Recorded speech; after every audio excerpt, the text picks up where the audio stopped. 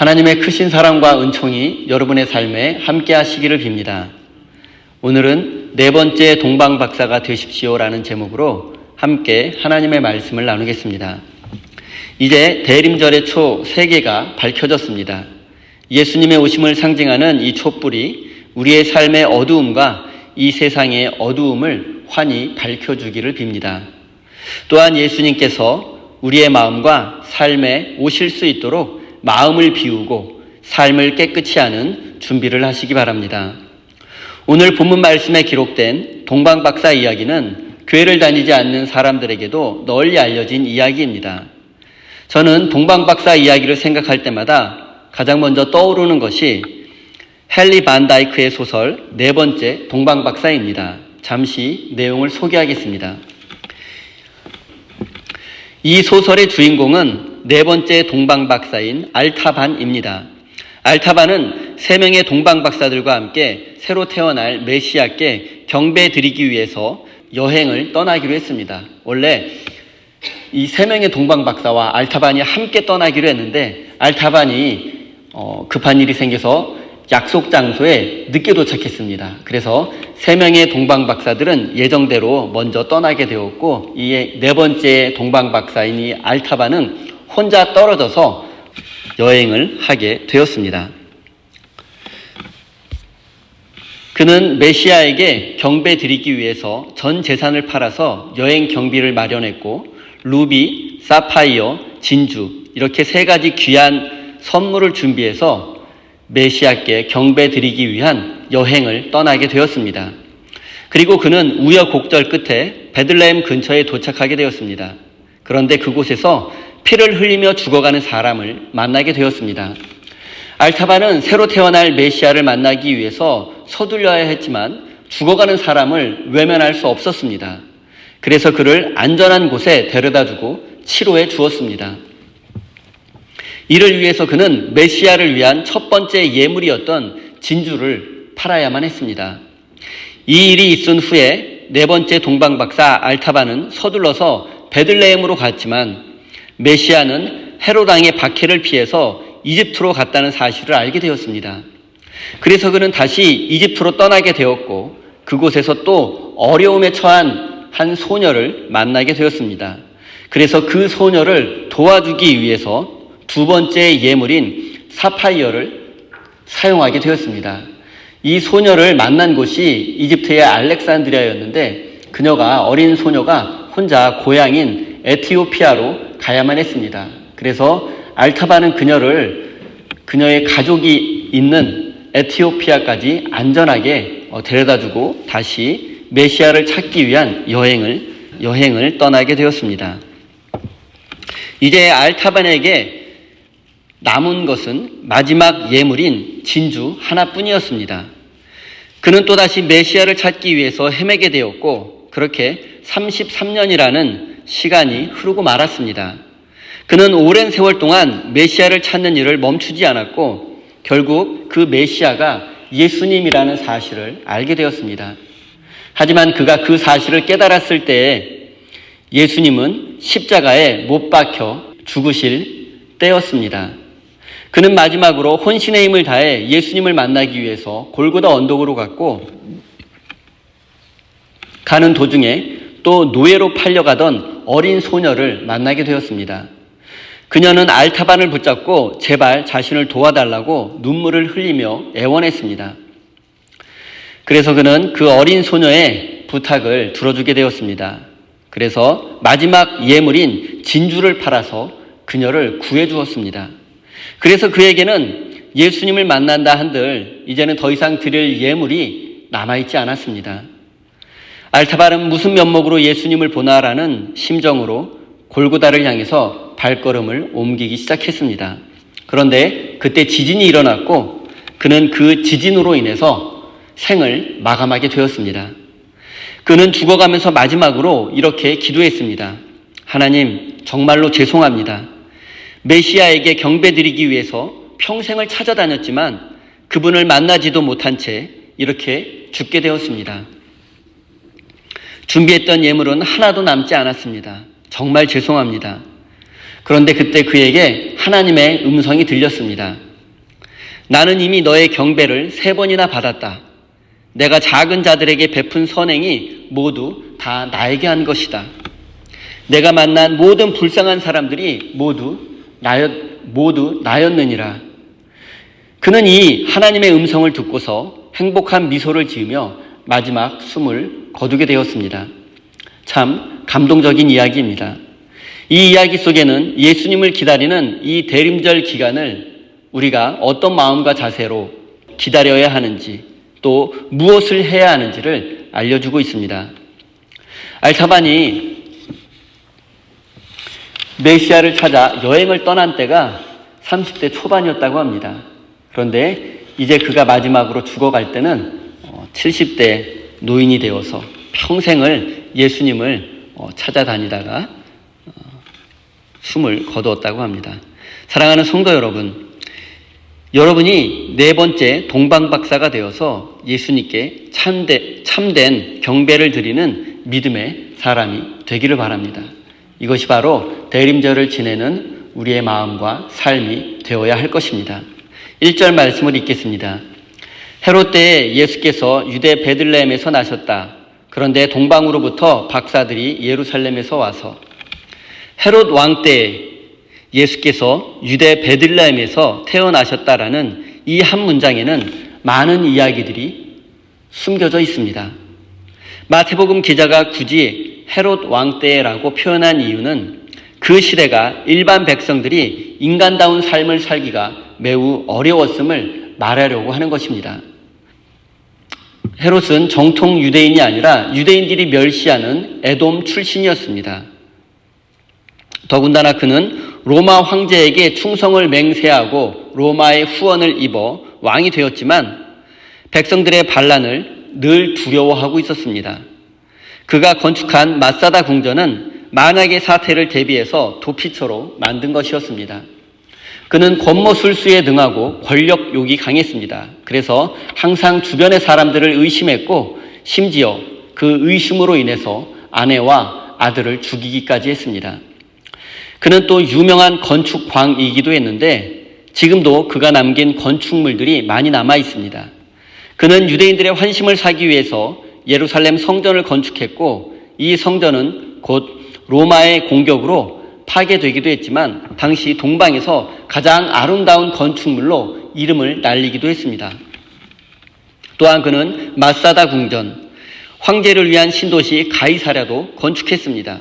그리고 이 모든 것이 백성들의 고열로 이루어진 것은 두말할 나위가 없습니다. 그는 권력의 본질이 무엇인지를 잘 드러내주는 전형적인 인물입니다. 음모와 술수, 비정함, 그리고 의심과 두려움이 그것입니다. 이런 비정한 권력자들이 가장 경계하는 것은 새로운 세상에 대한 꿈을 꾸는 자들입니다. 백성들은 헤롯의 폭압적인 지배 아래 고통과 두려움 속에 살고 있습니다. 그런데 이 상황 속에서 만약 메시아가 나타나기라도 한다면 그것은 헤롯 왕의 권력을 위협하게 될 것이 뻔했습니다. 진짜 메시아가 나타난다면 헤롯의 권력은 무너질 수밖에 없습니다. 그런데 동방에서 온 박사들이 메시아를 찾고 있다는 소식을 듣고 그는 불안과 두려움을 느낄 수밖에 없었습니다. 2절입니다. 유대인의 왕으로 나신 이가 어디에 계십니까? 우리가 동방에서 그의 별을 보고 그에게 경배하러 왔습니다. 헤롯 왕은 동방에서 온 박사들로부터 메시아가 태어났다는 소식을 듣게 되었습니다. 동방 박사들은 따지고 보면 유대인이 아니고 이방인들입니다. 그리고 율법에 무지한 자들입니다. 그런데 그런 그들이 메시아를 가장 먼저 알아보았다는 사실은 유대인의 입장에서는 매우 자존심 상하고 불쾌한 일이라고 할 수 있습니다. 동방 박사는 헬라어로 마고이이며 고대 메디아 제국의 사제 계급을 일컫는 말입니다. 또한 마고이는 하늘의 별을 연구하며 제국의 미래를 예언하며 왕과 황제에게 제국의 정책에 대해서 조언하는 자들이었습니다. 그들은 고대 세계 최고의 지식인들이었습니다. 오늘날로 말하면 천문학자나 우주 물리학자에 해당됩니다. 이렇게 영향력 있는 사람들이 유대인의 왕이 태어났다고 하니 헤롯은 당황해하고 두려워할 수밖에 없었습니다. 그래서 그는 메시아를 제거하기로 마음먹었습니다. 헤롯은 이스라엘의 2살 아래의 모든 사내 아이들을 학살하는 만행을 저지르고 말았습니다. 그는 말로는 예수님께 경배드리겠다고 했지만 사실은 이토록 잔인한 일을 저질렀습니다. 헤롯은 유대인의 왕, 즉 메시아가 태어난다는 소식을 듣고 즉시 제사장과 율법학자들을 불러 모았습니다. 그들에게 메시아가 어디에서 태어날 것인지를 물어보았고 그들은 구약의 예언에 의하면 메시아는 베들레헴에서 태어날 것이라고 알려주었습니다. 제사장과 율법학자들은 유대인의 지도자들로서 율법에 정통했고 구약의 예언에 대해서도 잘 알고 있는 자들이었습니다. 그리고 그들은 헤롯이 메시아를 제거하려고 한다는 사실도 알고 있었습니다. 그러나 그들은 메시아를 지키는 길 대신에 헤롯의 부역자가 되는 길을 선택했습니다. 메시아가 오는 길을 준비하고 백성들에게 이 사실을 알리고 메시아를 지켜야 할 자들이 오히려 헤롯의 앞잡이가 되어서 메시아가 태어날 장소를 알려준 것입니다. 그들은 메시아에게 경배를 드리기는커녕 오히려 메시아의 죽음에 일조하고 있습니다. 우리는 때로 제사장과 율법학자들처럼 선택과 결단 앞에 놓일 때가 있습니다. 만약 이때 우리가 위험을 무릅쓰지 않는다면 우리는 진리 안에 있는 사람이라고 말할 수 없습니다.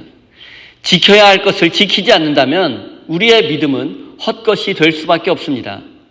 제사장과 율법학자들은 메시아를 지키는 길 대신에 헤롯의 앞잡이가 되어서 메시아를 팔아넘겼습니다.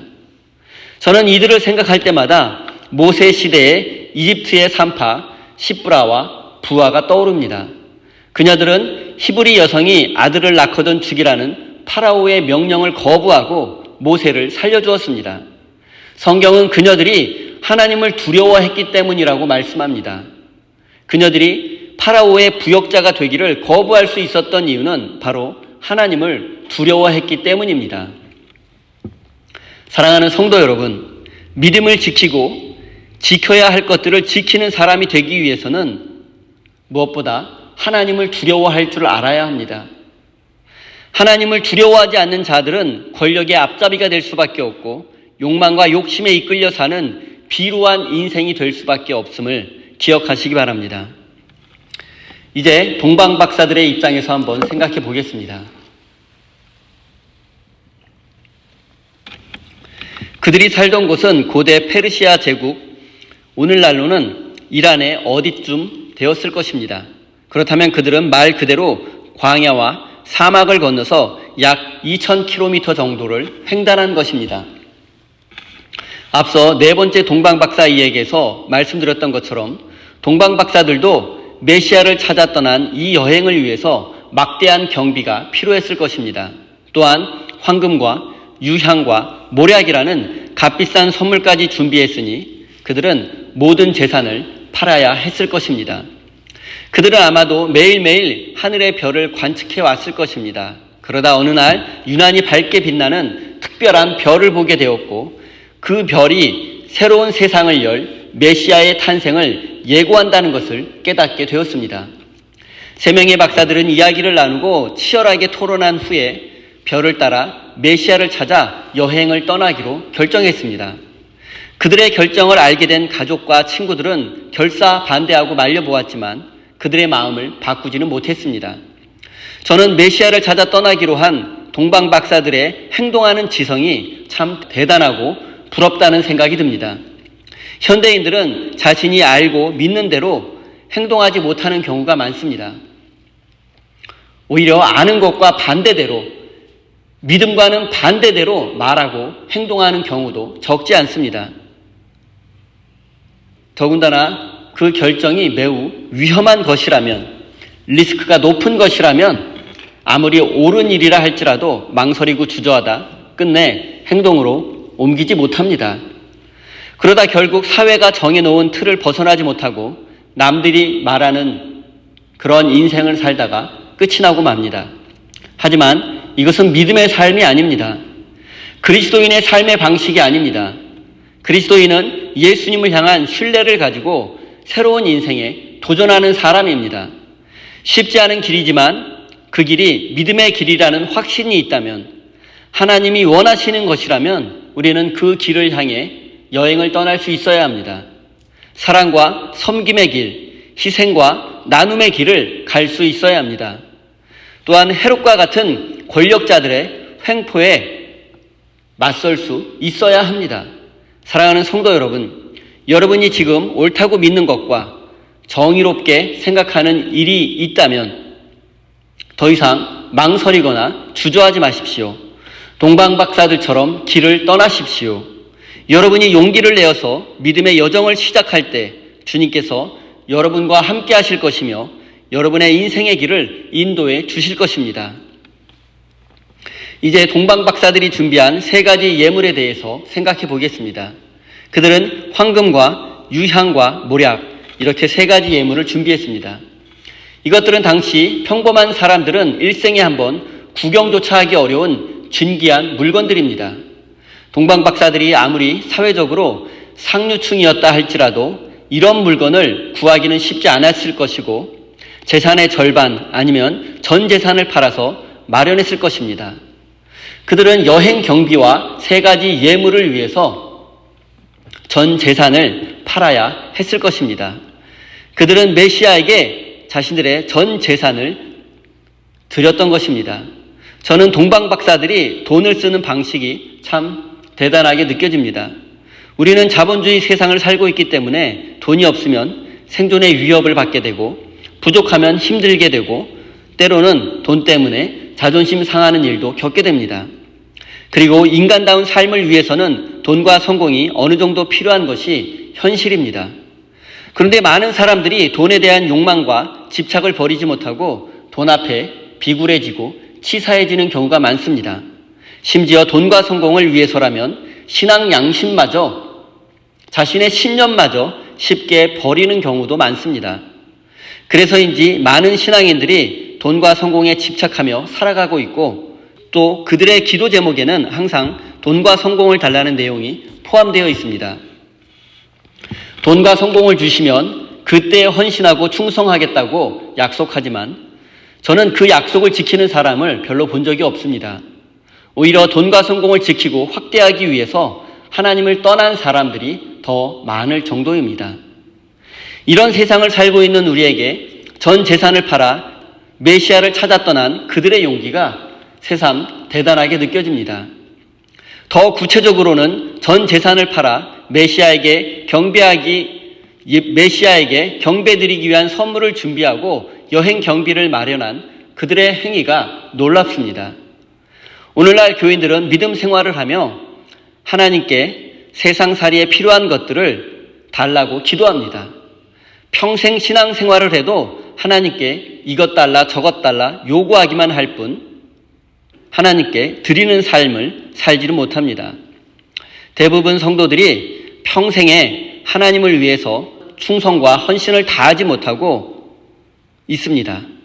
이런 분들이 교회를 다닌다고 해서 과연 그리스도인이라고 말할 수 있을까요? 교회를 평생 다니지만 하나님께 충성과 헌신을 다하지 못하는 사람들, 과연 믿음의 사람이라고 말할 수 있을까요? 과연 그런 자들이 하나님 앞에 인정받을 수 있을까요? 사랑하는 성도 여러분, 저는 지금 여러분에게 동방박사들처럼 전 재산을 팔아서 바쳐야 한다고 말씀드리는 것이 아닙니다. 돈과 성공에 욕심을 내는 것이 불신앙이라고 말씀드리는 것도 아닙니다. 우리가 이 세상을 살아가는 동안에 어느 정도의 재산이 필요하고 돈과 성공에 대한 욕심도 어느 정도 있어야지 자아를 실현하며 살 수 있습니다. 제가 말씀드리는 것은 여러분이 옳다고 믿는 것, 그리고 그것이 하나님을 위한 것이라면 적어도 인생에 한 번쯤은 동방박사들처럼 그것을 실천에 옮겨 보라는 것입니다. 그것이 참된 믿음이라고 말씀드리는 것입니다. 하나님께 세상살이에 필요한 것들을 받으려고만 하지 말고 여러분의 가장 소중한 것을 하나님께 한번 드려보라는 것입니다. 그것이 믿음이라는 것입니다. 사랑하는 성도 여러분, 저는 오늘 말씀에서 잔혹한 권력자 헤롯과 그에게 부역하는 권력의 앞잡이 제사장과 율법학자들, 그리고 희생을 각오하고 자신들의 믿음과 신념을 실천했던 동방 박사의 이야기를 말씀드렸습니다. 우리는 부패한 권력자와 그의 부역자들을 비판하는 것에 멈추어서는 안 됩니다. 동방 박사들처럼 희생을 각오하고 용기를 내어 믿음의 여행을 떠나야 합니다. 우리에게 가장 소중한 것을 동방 박사들처럼 예수님께 적어도 인생에 한 번쯤은 드릴 수 있어야 합니다. 사랑하는 우리 세임교회 성도 여러분, 우리는 지금 예수님의 오심을 기다리는 대림절을 지내고 있습니다. 동방 박사들처럼 여러분의 인생에 가장 소중한 것, 여러분 인생의 황금과 유향과 모략을 예수님께 아낌없이 드리시기 바랍니다. 그리고 하나님이 원하시는 새로운 삶을 향해서 결단하시고 그 길을 걸어가시는 네 번째 동방 박사가 되시기를 예수님의 이름으로 축원드립니다. 기도하겠습니다. 하나님, 우리는 너무 쉽게 헤롯과 그의 부역자들을 비판하지만 어쩌면 우리 안에도 헤롯과 같은 욕망이 있고 그의 부역자들과 같은 비겁함이 있는지도 모르겠습니다. 과연 우리에게 그들을 비판할 만한 자격이 있는지 먼저 우리의 삶을 돌아보게 하여 주옵소서. 하나님, 비록 우리의 믿음이 온전하지 못하고 부끄러운 것이 많지만 주님의 오심을 기다리는 이 계절에 조금씩 성장하고 변화될 수 있도록 은혜 내려 주십시오. 동방 박사들처럼 믿음의 결단을 하고 우리 인생의 가장 소중한 것을 하나님 나라를 위해서 아낌없이 드릴 수 있는 믿음의 사람이 되게 해 주십시오. 우리 세임교회 성도들이 네 번째 동방 박사가 되어서 하나님을 사랑하고 이웃을 섬기는 거룩한 삶을 살아낼 수 있도록 인도해 주십시오. 사랑의 하나님, 우리 성도들이 주님의 오심을 기다리며 기쁨과 감사의 마음으로 소중한 예물을 올려드립니다.